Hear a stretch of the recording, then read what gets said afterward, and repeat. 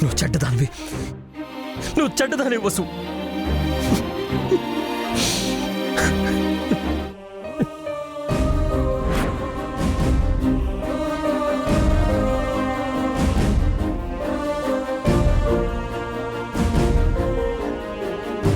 నువ్వు చెడ్డదానివి వసు, నువ్వు చెడ్డదానివి.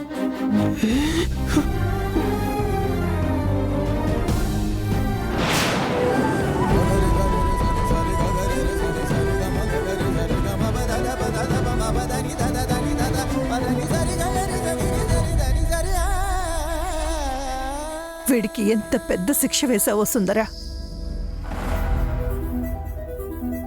వీణ్ణి ఎవరు ఓదార్చలేనంత శిక్ష వేశావు.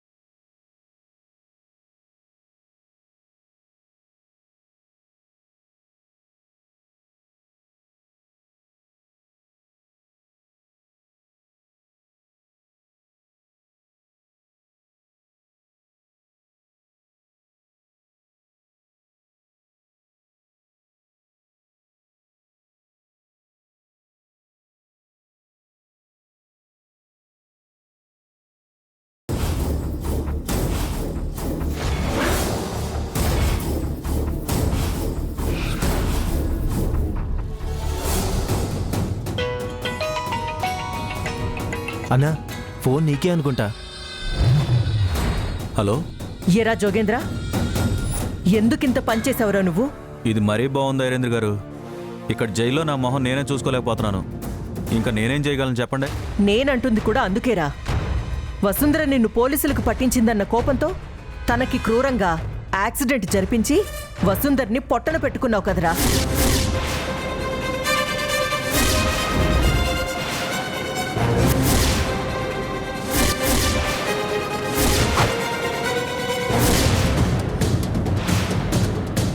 ఏంటి ఐరేంద్ర గారు మీరు అంటుంది?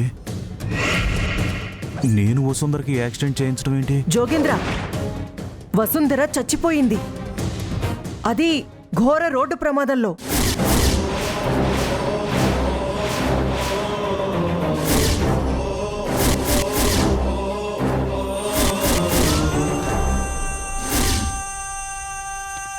ఐరేంద్ర గారు, మీరు అంటుంది నిజమేనా? జోక్ చేయడానికి ఇదా సిచ్యుయేషను? నిజంగానే వసుంధర చనిపోయింది. ఎవరో తన్ని ప్లాన్ చేసి చంపారు.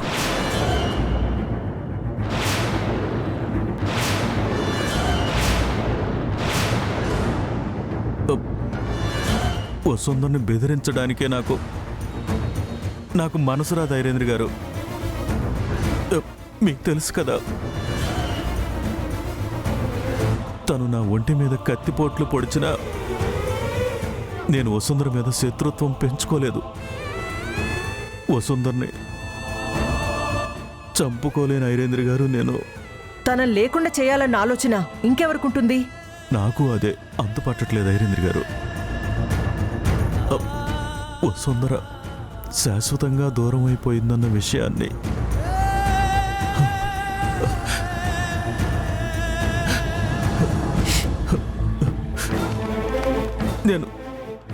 నేను జీర్ణించుకోలేకపోతున్నాను ఐరేంద్ర గారు. సరే జోగేంద్ర, నేను నీకు చెప్పాల్సిన నిజం చెప్పేశాను. మనం కాకుండా వసుంధర శత్రువులు నీకెవరైనా గుర్తుకొస్తే నాకు చెప్పు. ఇక్కడ పరిస్థితులు కూడా ఏం బాలేవు.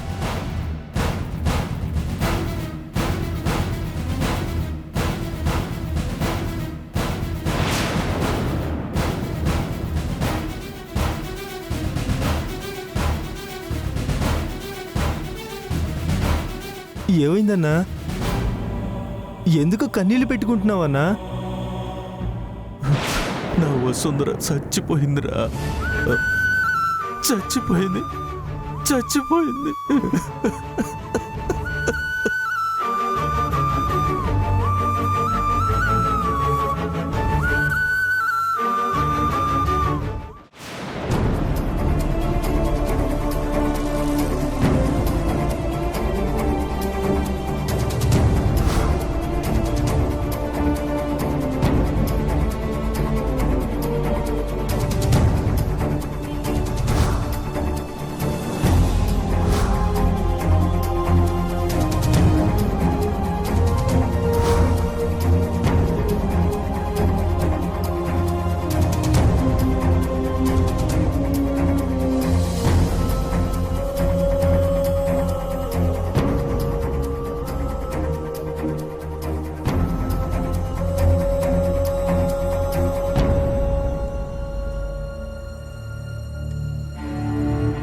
వసుంధర గారి కోసం మనం సంవత్సరం బాధపడినా తక్కువే శ్రీమతి గారు. కానీ మనం ఎప్పుడూ చిరునవ్వుతోనే ఉండాలని వసుంధర గారు కోరుకున్నారు. అంతేకాకుండా మీరు కన్నీళ్లు పెట్టే పరిస్థితి ఎప్పుడూ తీసుకురావద్దని నాతో మాట కూడా తీసుకున్నారు. ప్లీజ్ కంట్రోల్ శ్రీమతి గారు. మా అక్క మంచితనం చూసి అందరూ ఈర్ష్యతో తప్పు పట్టేవాళ్ళు. వాళ్ళెవరిని పట్టించుకోకుండా తన పని తను చేసుకుంటూ పోయేది. మరి మా అక్క చనిపోవడానికి కారణం ఎవరై ఉంటారు శ్రీవారు? వసుంధర గారి మంచితనం చూసి అందరూ ఈర్ష్య పడుతుంటే ఆ మనిషి ఎవరో చూడ్డానికి ఆ దేవుడు కూడా వచ్చుంటాడు. మనకి జరిగింది మాత్రం అన్యాయమే శ్రీమతి గారు. ఇప్పుడు మా అక్క లేని లోటుని ఎవరు తీర్చగలరు? తను లేని రోజుని మనం ఊహించుకోగలమా?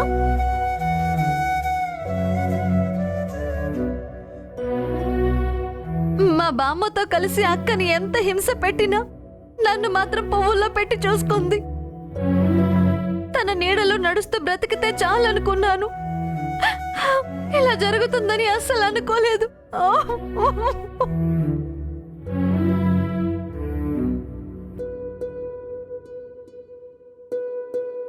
మీరన్నట్టు వసుంధర గారు లేని లోటుని మనం ఎవరం తీర్చలేం. ఇప్పుడు మనం నష్టపోయి కూరుకుపోయాం శ్రీమతి గారు. ఎన్నోసార్లు ఈ ఇంట్లో తలెత్తిన సమస్యల్ని తీర్చిన వసుంధర గారు లేకపోవడం చాలా బాధాకరం. మనకి ఈ దుస్థితి ఇంకా ఎన్నాలో నాకు తెలియట్లేదు. ఎవరికి ఏ హాని తలపెట్టని వసుంధర గారి మీద ఎలాంటి దుర్మార్గుల కళ్ళు పడ్డాయో ఏంటో. ఊరుకోండి శ్రీమతి గారు.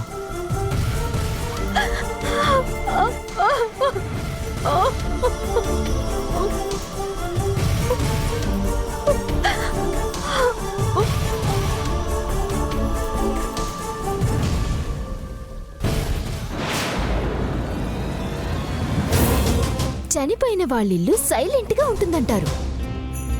అయినా చచ్చింది నా బంధువు కాదు కదా, నా శత్రువు. నేనెందుకు సైలెంట్ గా ఉండాలి? ఈ రోజు నుంచి ఈ ఇల్లు నాది. ఇక నుంచి అందరూ పని వాళ్ళే.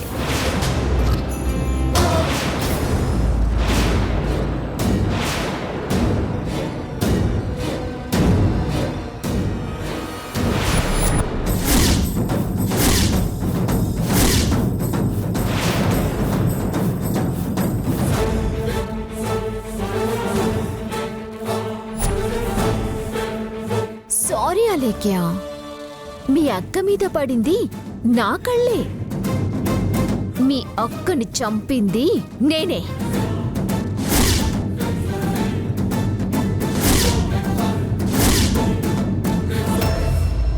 తనని కారుతో గుద్దేయడమే కాకుండా నిర్దాక్షిణ్యంగా నా చేతితో మీ అక్క గొంతుని నొలిమింది కూడా నేనే.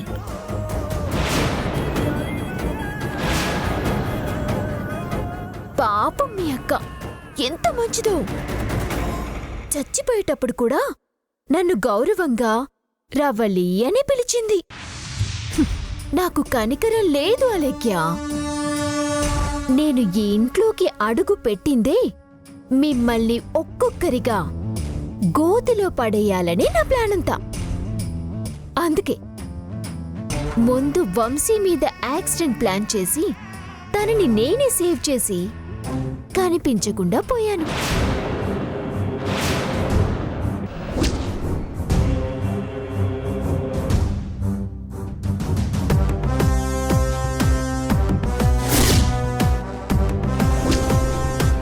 ఇదిగో పర్వాలేదురా, ప్రాక్టీస్ లేకపోయినా బాగానే కార్ డ్రైవ్ చేసావు. ఏదోలేండి, ఏం చేసినా డబ్బు కోసమే కదా.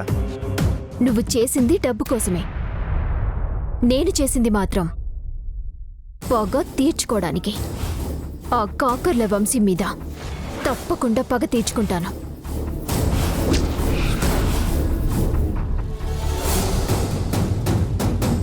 ఒక నన్ను అల్లరి చేస్తున్నట్టుగా నేనే క్రియేట్ చేసి వంశీ సార్ దగ్గర ఇంప్రెషన్ కొట్టేలా ప్లాన్ చేసింది కూడా నేనే.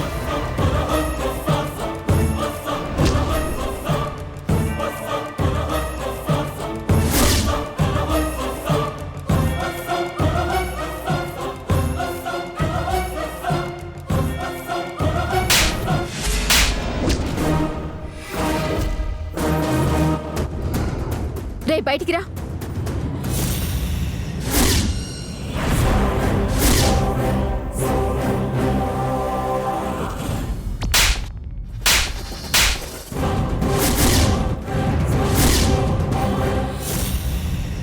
నేను జస్ట్ చేయి పట్టుకోమంటే నువ్వేంట్రా అంత ఓవర్ యాక్షన్ చేసావు? మీరే కదా మేడం అతను వస్తాడు అలా చేయమని చెప్పారు. నేను యాక్టింగ్ చేయమన్నాను. నువ్వు నాకు ఇరిటేషన్ వచ్చేంత వరకు ఇరిటేట్ చేశావు. చంపేస్తాను ఇంకోసారి ఏ అమ్మాయి విషయంలో అయినా ఇలా చేస్తాయి. వెళ్ళు, అవసరమైనప్పుడు మళ్ళీ పిలుస్తాను. పో.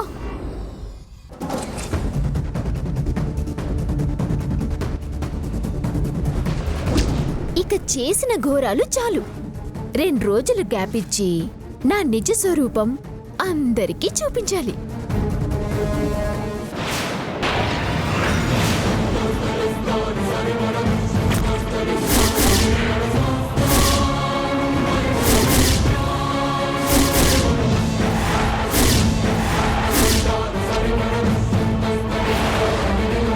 ఏంటి, వసుంధర్ని కర్కశంగా చంపింది నువ్వా? తనని చంపాలని నేనే ఎప్పుడు అనుకోలేదు కదే. కొంచెం కూడా మానవత్వం లేకుండా ఎలా చంపగలిగావే? చూడ్డానికి ఆడపిల్లలా ఉన్నా రాయివే నువ్వు. నిన్ను పట్టుకోవడం నా వల్ల ఎలా అవుతుంది? ఇప్పుడే ఈ విషయం అందరికీ చెప్పేస్తా. వెంటనే నిన్ను చంపేస్తారు.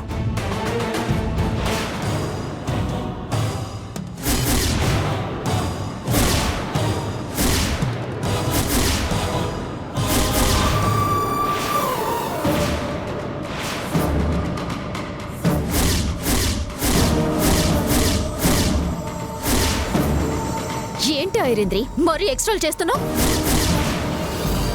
జోగేంద్రగాడు జైలుకి వెళ్ళాక ఈ ఇంటిని నాశనం చేయాలన్న ఆలోచన రావట్లేదా నీకు? మంచిదాన్లాగా నటించకే.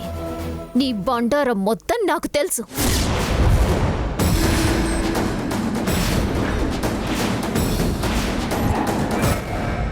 అలేఖ్య బర్త్డే పార్టీలో వసుంధరిని అటాక్ చేసి వసుంధరిని జోగేంద్రకి అప్పగించాలనుకున్నావు. ఆ రోజు పొద్దున ఎవరు మొహం చూసావో ఏంటో, అది జరగలేదు. ఇన్నాళ్ళు జోగేంద్ర గారిని భవిష్యానంద గెటప్లో ఎవరికి అనుమానం రాకుండా కాపలా కాసింది నువ్వేనని నాకు తెలీదనుకున్నావా ఐరేంద్రి?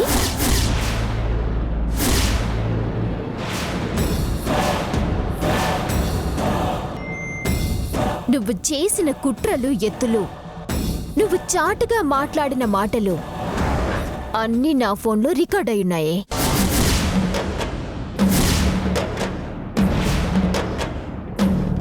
ఆఖరికి నువ్వు జోగేంద్ర యాదగిర్లా నగల దొంగతనం గురించి మాట్లాడిన వీడియో కూడా నా దగ్గరే ఉంది.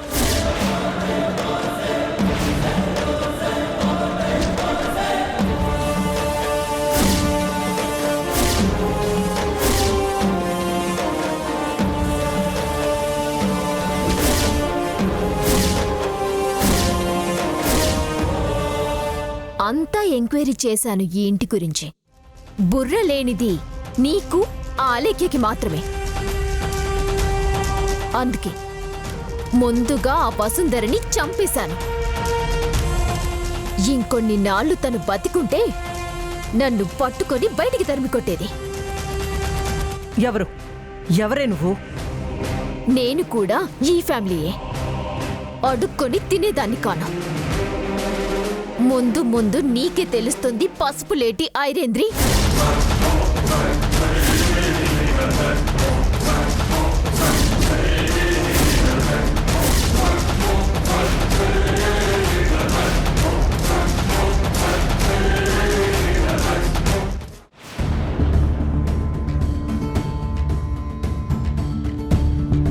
ఏందయ్యా అలా ఉన్నావు? చూసిన ఘోరంతో గమ్యమేంటో తెలియకుండా అయిపోయిందయ్యా. ఇక్కడే ఇంకెన్నాళ్ళని కూర్చుంటావు? కళ్ళ ముందే అంత దారుణం జరుగుతున్నా మనం చేతులు కట్టుకొని చూస్తున్నాం తప్ప మనం ఏమీ చేయలేకపోయాం. వాళ్ళందరినీ చూస్తుంటే కన్నీళ్ళు ఆగట్లేదే. నిజమేనయ్యా, చూడ్డానికి చాలా గొప్పోళ్ళ ఉన్నారు. పాపం అందరూ విలువెల్లాడిపోయారు. అలా బిగుసుకుపోయిన అబ్బాయి ఆ అమ్మాయి గారి భర్త అనుకుంటా. తన భార్యను అట్లా చూస్తాడని ఎప్పుడు అనుకునుండడు. పాపం చాలా బాధపడ్డాడు. ఆ అమ్మాయిని ఆసుపత్రికి పంపించి మంచి పని చేశాము. వాళ్ళకి ఎదురుపడి నిజం చెప్పకుండా పాపం చేశాము. నాకేమీ పాలుపోవడం లేదు శ్యామల. చంపిన మనిషి వాళ్ళ పక్కనే ఉండి ఎంత కుట్ర చేసిందో నువ్వు చూసావుగా. ఆ రాక్షసి ఎంతమందిని పొట్టన పెట్టుకుందో. వాళ్ళని ఇంకా భగవంతుడే కాపాడాలయ్యా. మనం గాని ముందుకెళ్ళి నిజం చెప్పామంటే ఆ రాక్షసి మనల్ని కూడా ఎక్కడున్నా వెతికించి చంపించుండేది.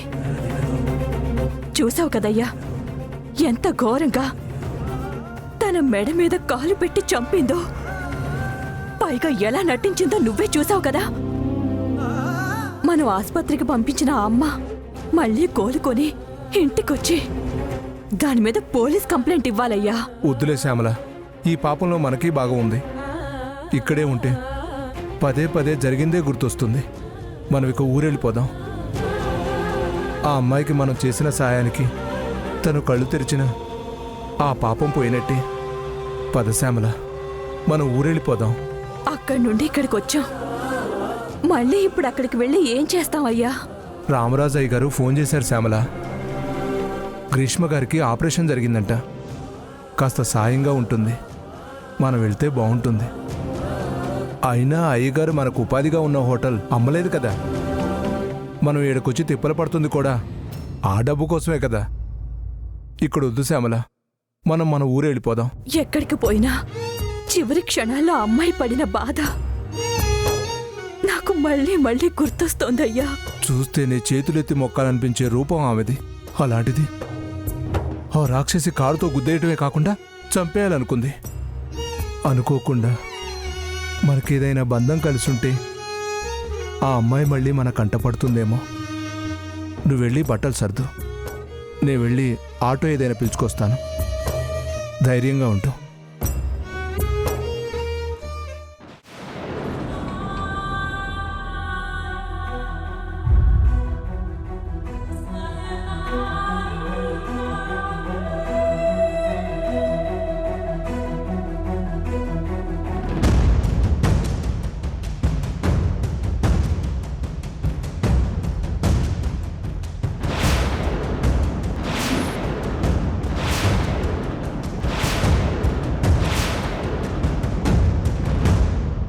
అక్క బతుకున్నప్పుడు బాగున్నప్పుడు నా కోసం సంపాదించిన కానుక ఇప్పుడు తనే లేనప్పుడు ఇవన్నీ ఎందుకు?